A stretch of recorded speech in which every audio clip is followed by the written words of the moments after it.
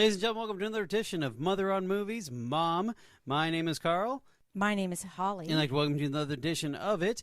We just wanted to say thank you guys for listening to us. Thank you for supporting us. We're going through this real quick because we're going to do part 2 now of Desperately Seeking Susan. We hope you are enjoying it as much as I am. Once again, friendly reminder, guys, reach out to us if you like. Any movie ideas we will be willing to do, please feel free to let us know at mother_movies on Twitter and also motheronmovies@yahoo.com. Alrighty, part 2, Desperately Seeking Susan. Holly, go. Okay. So our last scene was that Dez and Roberta get into a cab. They just got thrown out of the coffee shop. That's correct. So at the Magic Club, Susan's friend Crystal is having an argument with the manager of the club about her wearing glasses. Susan's sitting on the old couch outside waiting. Her friend Crystal gets fired and walks out. She almost walks under a ladder of the worker fixing the neon sign. And Susan says, don't walk under the ladder. And Crystal's so upset about her luck, and she says maybe she just should have slept with him, meaning the manager. First of all, has anyone noticed that Crystal's actually the ugly friend? Go on, continue. Susan, smoking a cigarette, could care less and bemoans the fact that some witch steals her clothes. Her mob boyfriend gets pushed out of a window, and now her friend Crystal gets fired from her job. Pause. Yeah. Mob boyfriend. Yeah.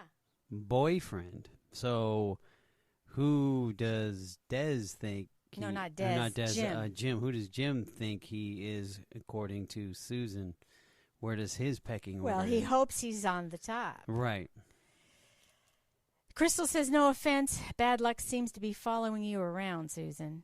Susan suggests since they're both free, they should go to the movies, a double feature. Crystal says she'll pay. Double feature. Crystal says she will pay for the movie if Susan pays for the popcorn.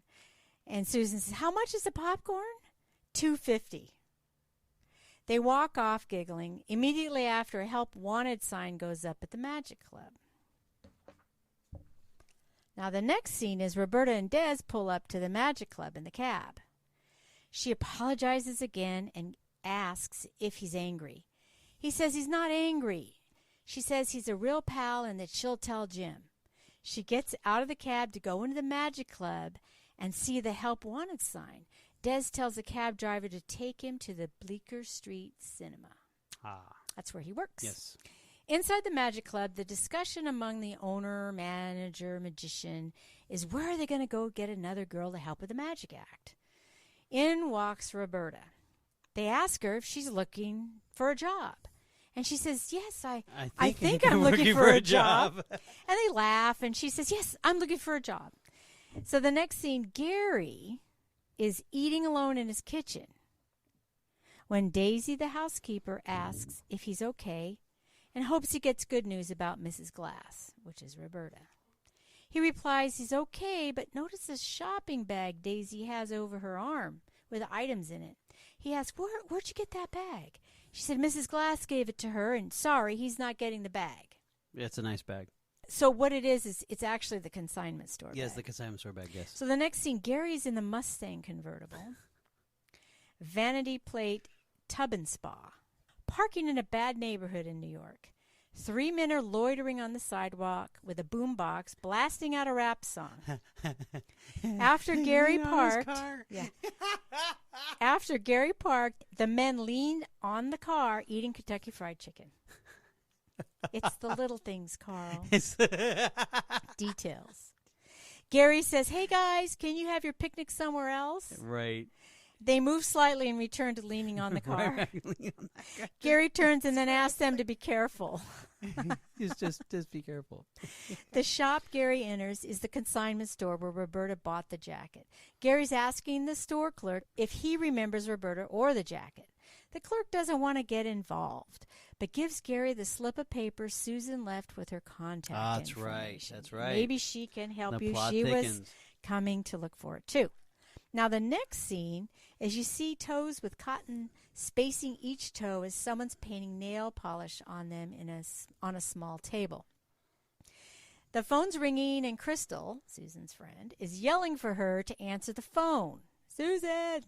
Susan, answer the phone, right? And she's got her Walkman on. Of course, Susan doesn't answer, so Crystal walks carefully over the pizza box on the floor and the pink and gray industrial tile to answer the pink phone, which has shells glued all over it, by the way.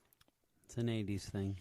Susan has headphones on with music blasting, laying on the couch, looking at a map. Crystal hands her the phone and says, another one of your secret admirers. The conversation is one-sided, and Susan finds out it's Gary Glass. She says, so you're the witch's husband. So where's my stuff? So after more conversation by Gary, Susan tells Gary to meet her at 10:30 p.m. at 30 West 31st Street. She'll be waiting on the 3rd floor near the bar. So the next scene is a drum roll and a cymbal crash at the Magic Club. The host, Ray, slimy-looking, dark-haired guy, he has a black bow tie, red ruffled shirt, and a gold jacket. Nice. Is welcoming the sparse crowd to the show. He tells an unfunny joke. He announces the magician act, and out comes Roberta dressed in the same outfit Crystal had on. Smoke bursts into her face, which she coughs and tries to wave away, and the magician does elementary magic tricks with doves, and Roberta looks scared and surprised each time. Roberta looks out into the audience, but all she sees is a dark, smoky room. The cocktail waitress brings a drink to the blonde-haired man. The assassin. Who has been following Roberta. During the final magic trick, the blonde-haired man noticed Roberta was wearing one of the Egyptian earrings. The act ends with the bird flying into the audience. Backstage, the magician says Roberta's worse than the last one. Ray gives her $20 and tells her to come back the next night and to take the birds home and practice a lot. So the next scene is a busy nightclub. It's different, okay? It's a hipster kind of club, right? More of an androgynous. Is it? Yeah, I would probably, well, it's the 80s, so it's a whole different scene, but now we would call it more of an androgynous combination of Billy Idol meets Flock of Seagulls meets The Cure. Okay. With a variety of strange-looking people. Okay, that's what Once I put down again, there. Billy Idol, Flock of Seagulls meets The Cure. Yes. The music is playing Madonna's Get Into the Groove. Oh, yes. This is my favorite scene of the whole movie, by the way. Okay, so let's listen to this clip.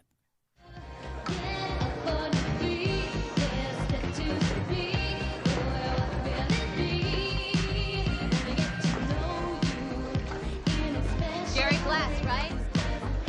Yeah, how did you know? Wild guess. She split on you, huh? Yeah, 2 days ago. Well, could she ever split on you before? No, of course not. She into drugs? Drugs? Roberta? She's never smoked a joint in her whole life. She's probably the straightest person in Fort Lee. Uh-huh. Look, what are you driving at? You want something to drink? No, thanks. I'm on this health program, you know. No alcohol, no sugar. You want to dance? Dance?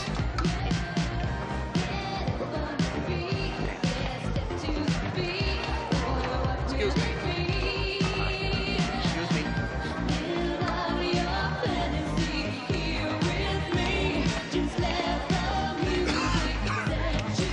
Read it. Stuff in the newspaper about that guy Meeker. He got pushed out of a hotel window in Atlantic City. No, why? Roberta's mixed up in it. Roberta, that's impossible. Fact.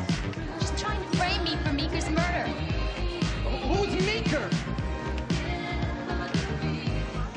Who's Meeker, and what does it have to do with Roberta? Ex-partner and Roberta were in on it together. I think you're mistaken. Roberta doesn't know anybody in Atlantic City. Seen them together. So Roberta with another man? Who? Looks like a real greaseball to me. I don't believe a word you're saying. Here, trust me. You want to find your wife? Yeah, of course I do. Good. Let's go to your place. My place? Okay, so now, the next scene, Roberta leaves the side of the Magic Club with the birds in their cage. It's a dark, trashy area. she passes by the front of the club, and a man's passed out by the front door. Now, this is the area that you wanted to talk about with this magic club. This whole, like, there's something beautiful. I know it sounds weird and stupid, but there's something beautiful about New York in this time for some reason. Like when you watch the movie Taxi Driver and you look at old New York and you're just like, for some weird reason, I really miss this kind of New York. New York City used to be like a character in a movie. Like it was part of the movie. Like in The Godfather, where you have the scenes. Godfather Part 2, you had the scenes. Godfather Part 3, you had the scenes. Even in the Goodfellas, a lot of the New York-based movies during those time or even earlier, it plays like a role. Even when they did The Bronx is Burning, ESPN did it, and they used a lot of old footage from New York back in 1970, I think it's 72, 73.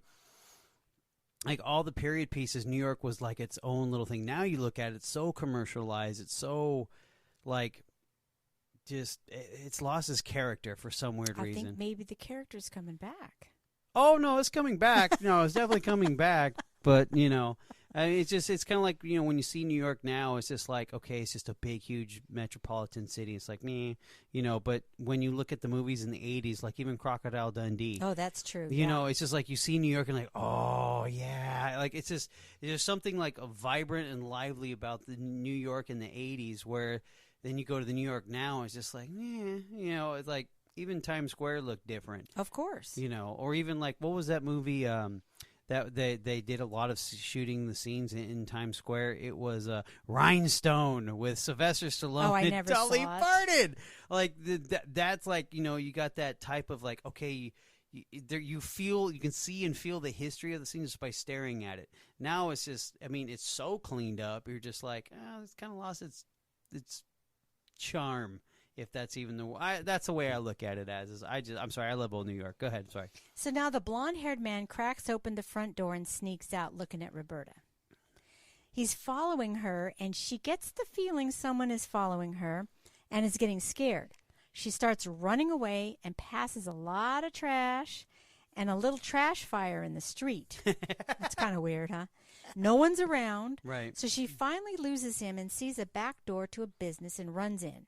She finds a night watchman watching TV in what looks like the utility area of the shop. She says someone's following her and can he see if he's still there? And the guard says, Enrique will see to it. Meanwhile, Enrique is checking her out because she has the jacket on and skimpy clothes underneath. Yes.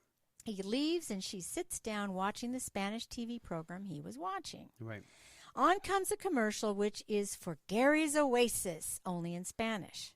She hears a machine turn on and starts calling for the guard. She runs out of the business, back into the alley, then out into the street. She hurts her ankle, and as she is passing a dark spot, the blonde-haired man comes out and grabs her. She can't see his face, but she tells him she has money. He says he wants the earrings, and she says, what earrings? And he puts a revolver up to her head and says, all right, avoid the fate of your late beloved boyfriend. Right.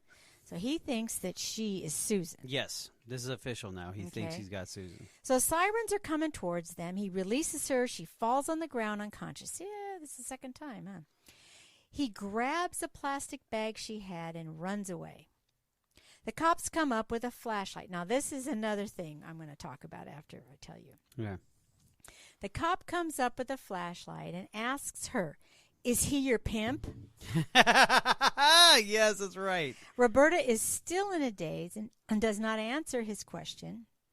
The cop says, okay, play it that way. You just have a little bump on your head. You'll survive it. And two cops manhandle her into the back of their squad car and hand her the bird cage. There's another woman in the car and asks her how she uses the birds. Yes. Now, yes. my whole thing is here you find a woman. She's pretty much half unconscious. She's been attacked, and they have no compassion, and they are assuming that she's doing something. And, I mean, nowadays, they would have had her, they would have had the EMTs there. They would have checked her out. They still could have run her in, but... I mean, they manhandle her. Here we go again with. Okay, let's rewind this a little bit. Let's play some reality here for just a moment. Okay, what year is this again? 1985. Okay, now we all know New York City is going through a change in 1985. Okay, where it believe this is the year that they became the crime capital of the world. Also, not to mention that the neighborhood that they are in, if I'm assuming it's Broadway Street, they're probably in either on the border of, I want to say Harlem, because I'm assuming it's on the upper west side of Broadway, because Broadway goes all the way down to Wall Street, all the way up into the boroughs. Yeah. So it's probably in Harlem somewhere, or on the border of Harlem, somewhere in that borough.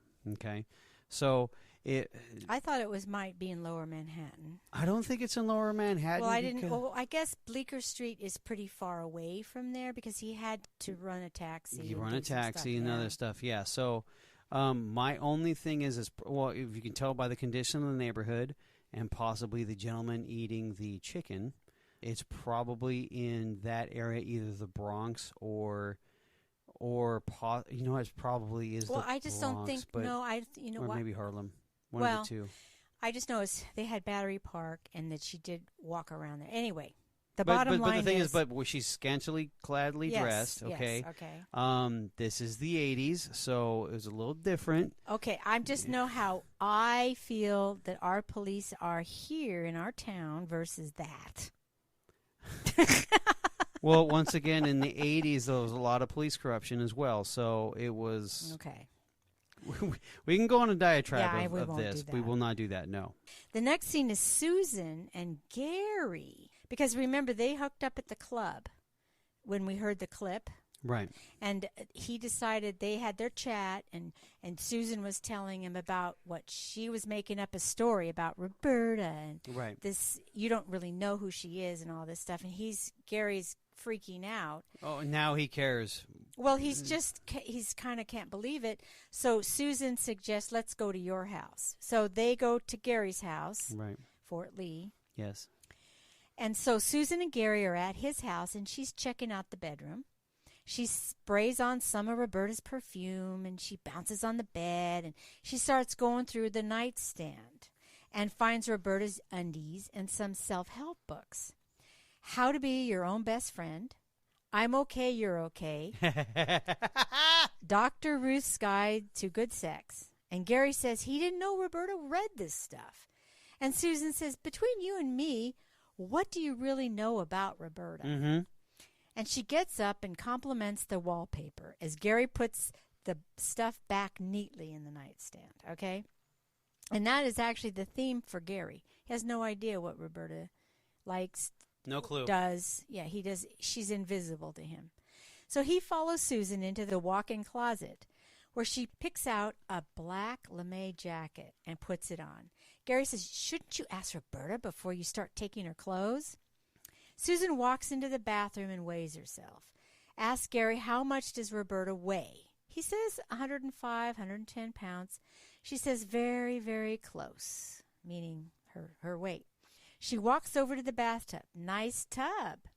And he says, you like it? It's one of our most popular items. He goes right into sales mode. You can install it in any bathroom, and it can increase the resale value of your house or condominium. She says, I didn't say I'd buy one. He said, nice tub. Yeah. He says, sorry. And so Susan says she could get used to a place like this, and did Gary have any pot? And he replied, he usually has some, but right now he's out, right? And this is a man who doesn't drink alcohol and doesn't eat fat, and he's on a special diet. You know, he's very health conscious. She grabs a marijuana cigarette out of her boot and asks for a match. Okay. How convenient. Now, the next scene, Roberta is getting booked into jail with her real name, Roberta Glass, because when she saw that Spanish commercial for the Oasis, Gary's Oasis, it triggered her memory. Right. And then she knew who she really was. Mm-hmm. It switches back to Gary and Susan laying on their backs with their heads together, contemplating the universe. Yeah, that's funny. Smoking the joint. Yeah. The camera pans out, and you can see the snack food and alcohol Everywhere, on the yeah. table. They're just chilling. And Roberta, actually, so what happened is Roberta had a call that she could make from jail. So she says, "Oh, okay, I have one call." So who does she call? Her husband. Yes, she calls her husband. Yeah. And okay, Susan answers the phone. Glass house or something like that. Roberta says, "Uh-oh, what's going on here?" Right. So she's kind of quiet, and she can hear Gary in the background saying kind of stupid stuff. He's going off on a tangent. Yeah. Yeah, and they're laughing and all this stuff, and so she hangs up. Can I make one for him? Yeah, so she digs out Dez's phone number from her jacket. Right. So the female deputy comes into the holding cells and says, "You in the pink tutu, let's go." That's right. She's still in her magic clothing. Yeah. And so when she leaves, she says, "Nice to meet you all," to the rest. Bye. So the next scene is Gary and Leslie. They're walking into the police station. Gary's saying Roberta better have a good explanation where she's been and why she didn't pick up the phone and call, because he doesn't remember. Right. He was high with Susan. Leslie says, "You haven't even seen her and you're yelling." Let's hear her side of the story first. Right. So they go and they talk to a detective who Gary had reported Roberta missing to, and he tells them that she was picked up on the Lower East Side. There you go. There's your location. Okay. And is in the holding tank. He makes the call down to the tank and says they are dropping the charges and her husband is here to pick her up.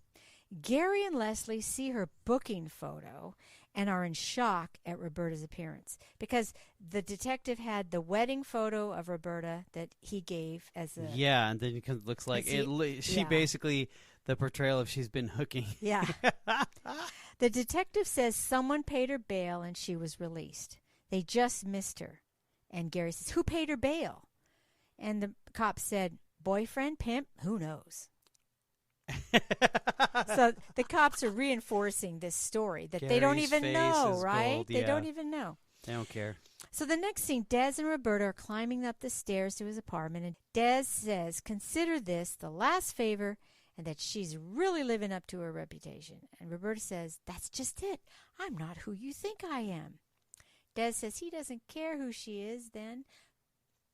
They go slowly into his apartment to see all of his film reels are pulled out and scattered on the floor.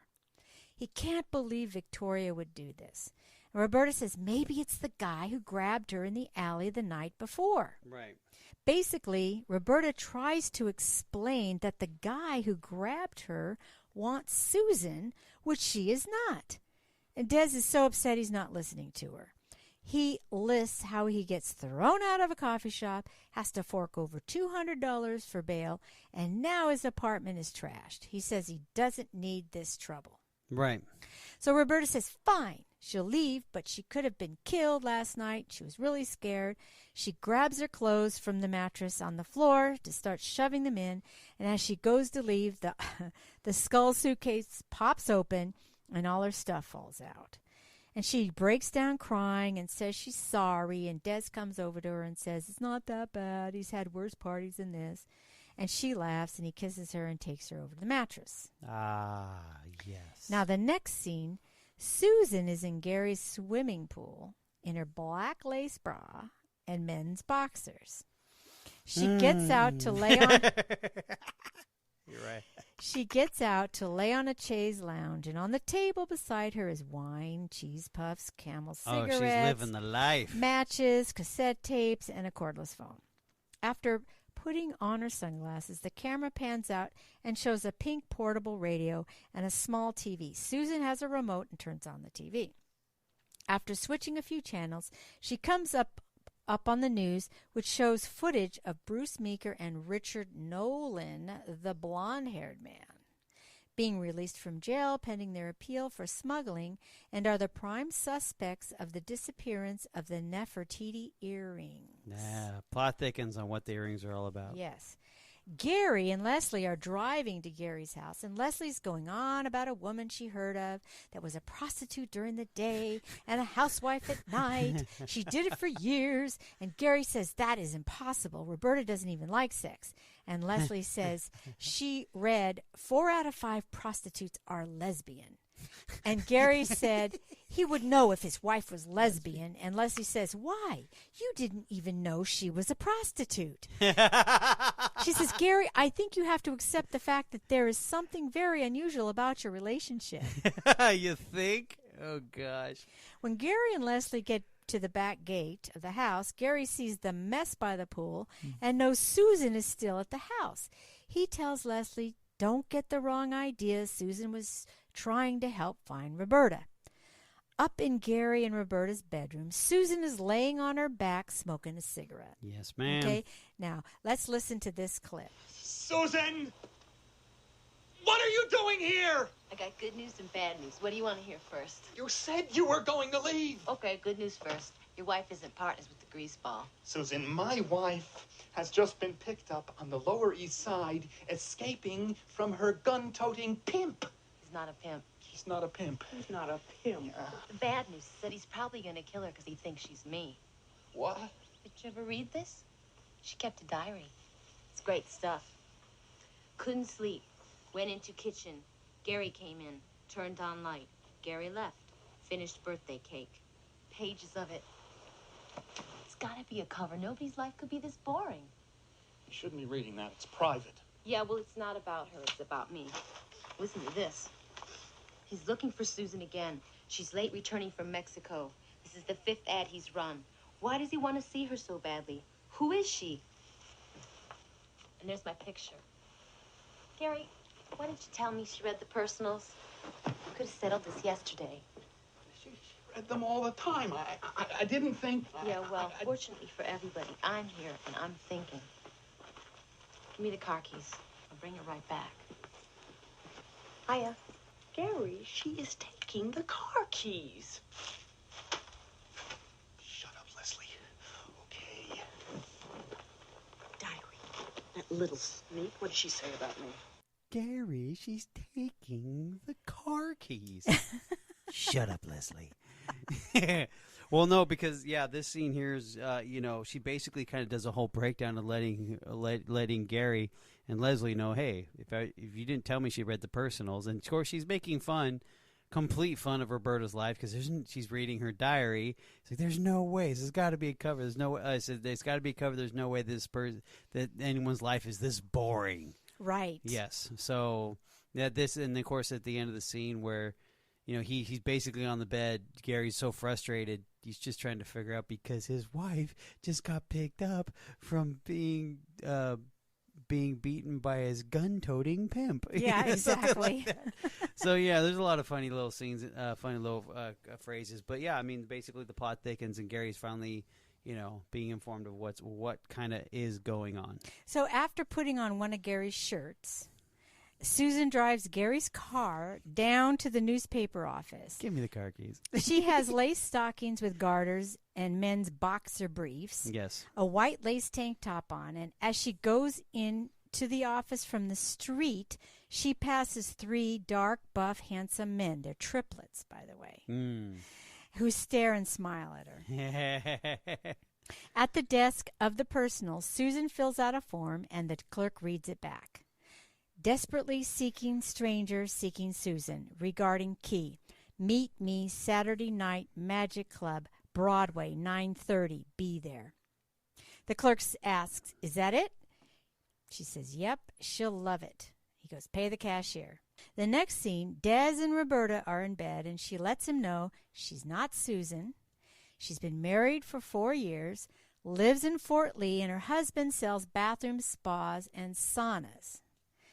Dez says, you never stop. She says, really, really? He doesn't believe her and says he never knows what she'll say next. Right. They hear a noise and Dez gets up to check it out. He grabs a metal reel case and stands by the door. When the guy comes through the door, Dez hits him with the reel case and knocks him out. He realizes it's Jim. Dez is putting a cold cloth on Jim and shaking him awake. Jim says someone jumped him, and Dez admits it was him, and he thought it was someone else, and he tells Jim someone's been following Susan around and didn't know who it was because he couldn't get a straight answer from her. Jim says Susan needs him right now. He feels she's ready to settle down.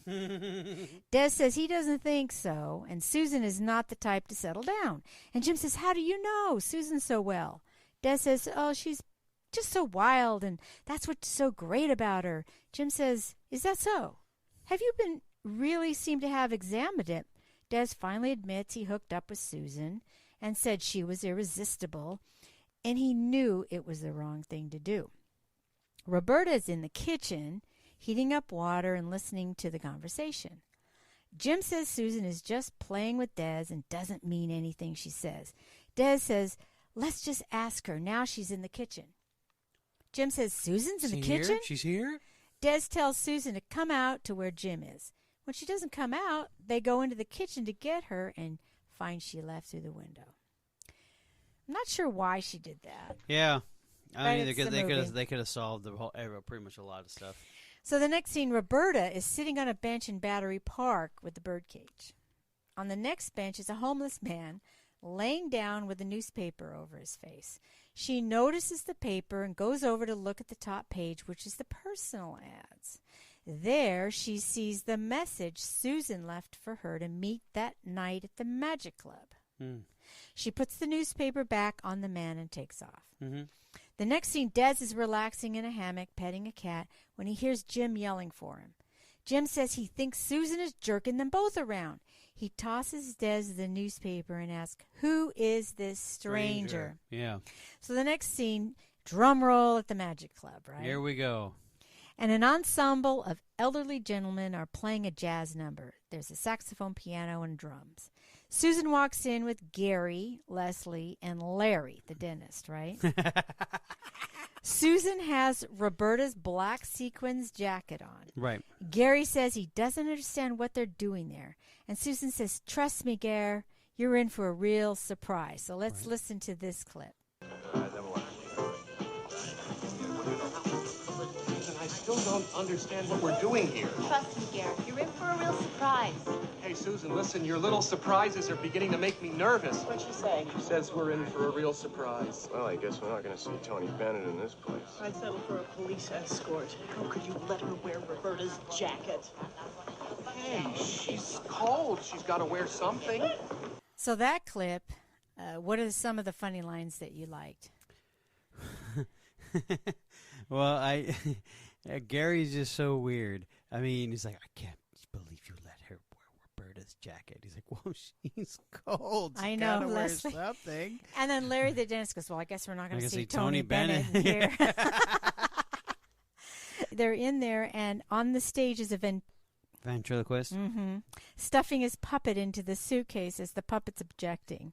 Dez and Jim are walking to the club, and Jim says if Susan sees them both, she'll probably just split again. And Dez tells Jim he can go home. And Jim says he wants to know who this stranger is. At Gary and Susan's table, the cocktail waitress comes with the tray of drinks and says, let me guess, triple tequila sunrise. That's Susan's, right? Ginger ale. That's Gary's. Scotch. That's Larry's. Rum and tab. That's Leslie's. Rum and tab? Oh, my God. What a dated drink. Okay. Oh, wait. The tequila sunrise is pretty dated, too. Well, check this out. Tab has Coke has just announced Tab is now being discontinued this year. Oh, well, because even in Back to the Future, Yeah, that's true. just give me a tab. We got to order something Exactly. That's so funny, huh? Tab gets its due, right? So Susan tells Gary to sit tight. She was going to go look for the stranger. And Gary says, what stranger? And Larry says, Susan is gorgeous. And Leslie says, beauty fades. Jim spots Susan talking to the cigarette girl and points her out to Dez. That's my Susan. Dez says, that's not my Susan. Yep. He's never even seen that girl before. And Jim says, that's Susan. He should know. Dez says, that may be a Susan, but that's not my Susan. Yes. And so Jim walks away saying, that's my Susan. Dez says, then who's the girl at Battery Park? Jim talks briefly with the cigarette girl who signals Susan went into the ladies' room. Jim goes in, and Susan is happy to see him. She tells him it's a long story about the stranger. It's a she, and they need to go talk about it in private. Backstage, Roberta's getting ready for the show. The magician comes into the dressing area and tells her she's got 3 minutes, so put her wig on and get ready to come out. Back at the table, Gary's wondering where Susan went. Larry says, "Looks like you lost your girlfriend." Gary replies, "I'm married, all right?" And Leslie exclaims, "Oh, please." Oh, please. At the bar, Dez asks for his check and is getting ready to leave. The MC, Ray, cracks an unfunny joke and introduces the magic act, coming up with Davina, the Queen of the Nile. Ooh. The act starts off with the bird in the cage trick. Dez is shocked it's his Susan. Yes. Gary and Leslie are shocked it's Roberta. And Gary gets up to go to the stage, and Leslie makes him sit down. The trick goes well. The next magic trick will be sawing the girl in half trick. Roberta's getting into the box, and Larry's commenting to Gary how good she is. Gary just glares at him, and he apologizes. The magician is setting up the box to seemingly secure Roberta in it. The trick is a success, and the audience applauds. Time out for just a quick second. Okay. Let's rewind back just for a smidgen. So she's got her memory back, right? Mm-hmm. Why didn't she just go back to Fort whatever? Fort Lee? Yeah, why didn't she just go back to Fort Lee and go back home? Because she heard that Gary was messing around with a woman. She didn't know it was Susan. And she's like, "Oh, now I'm gone. He's partying with a girl at my house, in my house." Before, she might have suspected, but he would be doing it off somewhere else. But wouldn't you think she'd just go in there and just at least grab her stuff or something?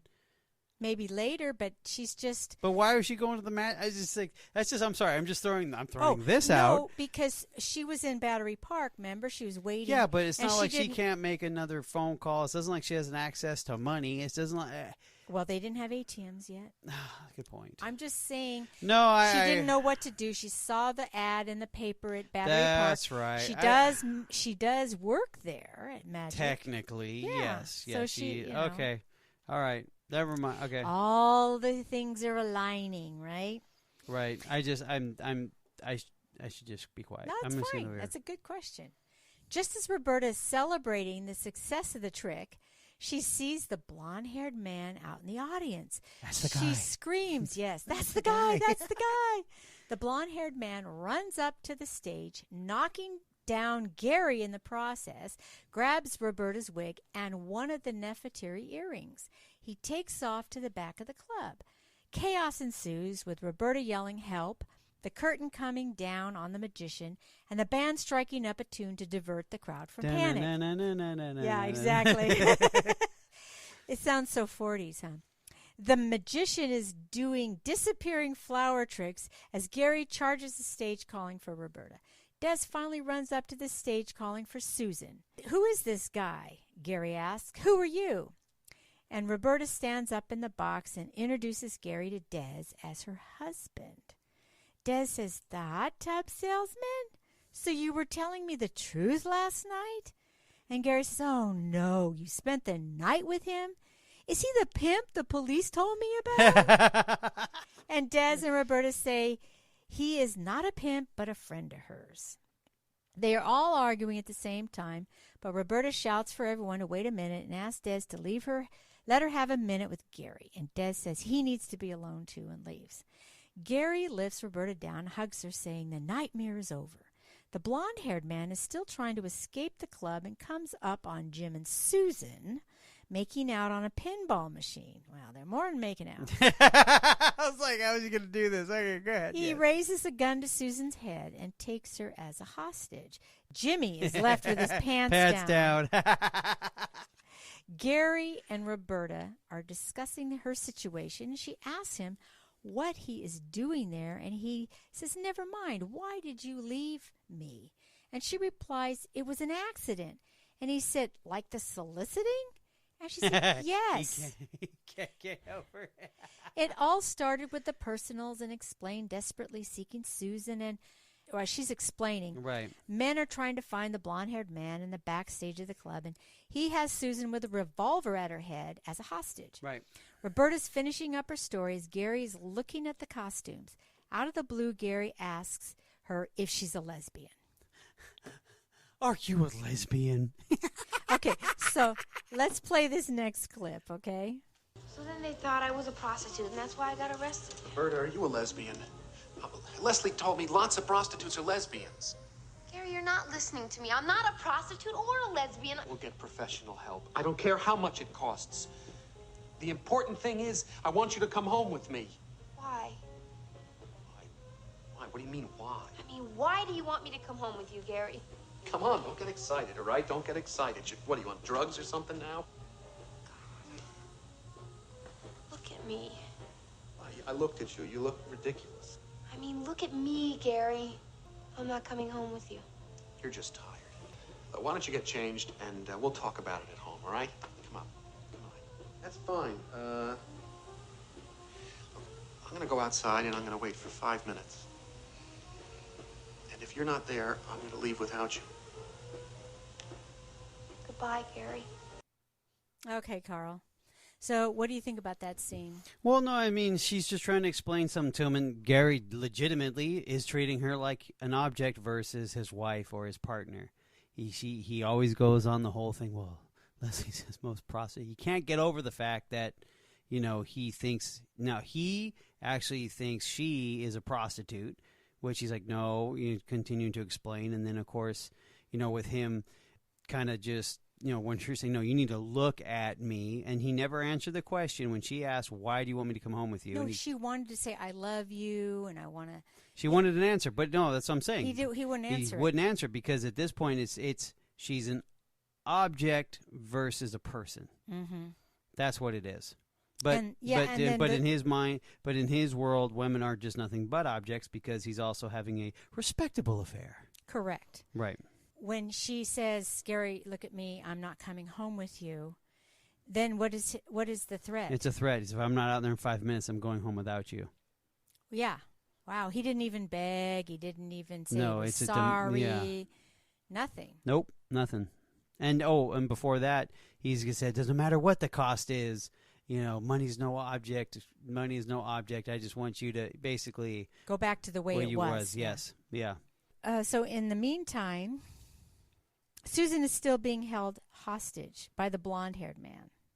He's making her run down a hall, then up a ladder that leads up to another part of the club, but on the outside.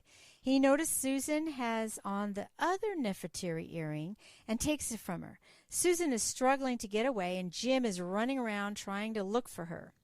Gary is walking away from the club in the background, as we see. Yes. Susan is getting shoved into Roberta's dressing room by the blonde-haired man, so Roberta grabs a champagne bottle, gets beside the window, and hits him and knocks him out.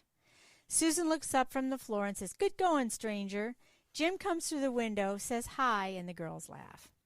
The next scene, the movie The Time Travelers, 1964, is playing on the screen. In the projection room, Dez is watching the movie.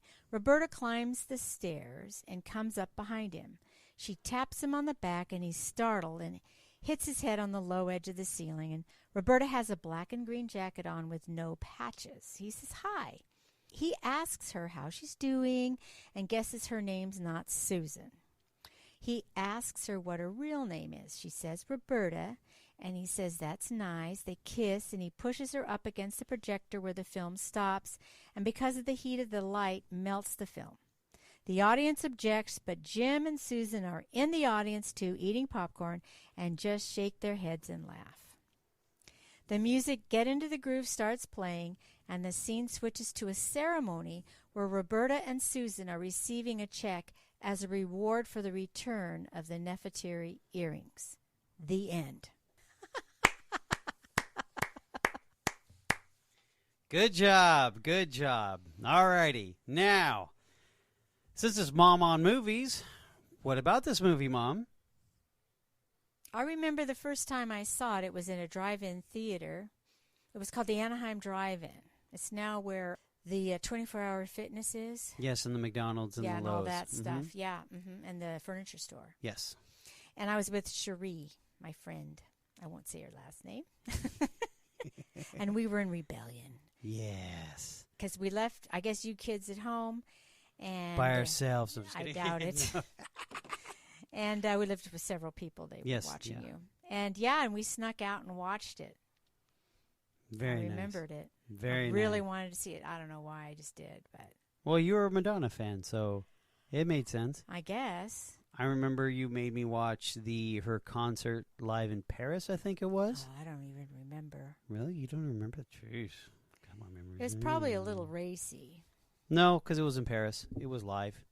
I don't think so. I didn't think so. Okay, I don't remember it, so. Okay. But yes. No, either or.